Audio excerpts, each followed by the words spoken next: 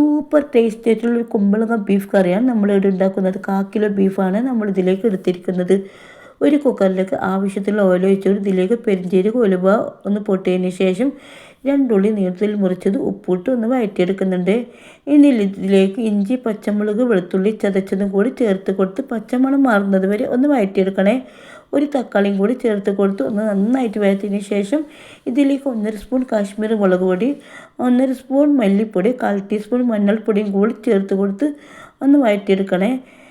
ഇനി നമുക്ക് ഇതിലേക്ക് നേരത്തെ കഴുകി വെച്ച് ബീഫ് കൂടി ഇട്ട് കൊടുത്ത് ആവശ്യത്തിന് വെള്ളമൊഴിച്ച് കുക്കറിൽ ഒരു 5-8 വിസിൽ വരുന്നത് ഇതുവരെ വേവിച്ചെടുക്കണേ. തേങ്ങയിലേക്ക് ചെറിയുള്ളി പെരിഞ്ചീരകം ഇട്ടൊന്ന് അരച്ചെടുക്കുന്നുണ്ട്. ബീഫൊക്കെ നന്നായി വെന്തതിന് ശേഷം നമ്മൾ ഒരു കപ്പോളം കുമ്പളങ്ങ കൂടി ഇതിലിട്ട് കൊടുക്കും. നന്നായി വെന്തിട്ടുണ്ട് കുമ്പളങ്ങ. നേരത്തെ അരച്ച തേങ്ങയും കൂടി ഇതിലേക്ക് ചേർത്ത് കൊടുക്കുന്നുണ്ട്. ഇതിലേക്ക് ആവശ്യത്തിന് കറിവേപ്പിലയും കൂടി ഇട്ട് കൊടുക്കുന്നുണ്ട്. സൂപ്പർ ടേസ്റ്റി ആയിട്ടുള്ള കറി ഇവിടെ റെഡിയാണ്. ഇഷ്ടപ്പെടുകയാണെങ്കിൽ ലൈക്ക് ചെയ്തേക്കണേ.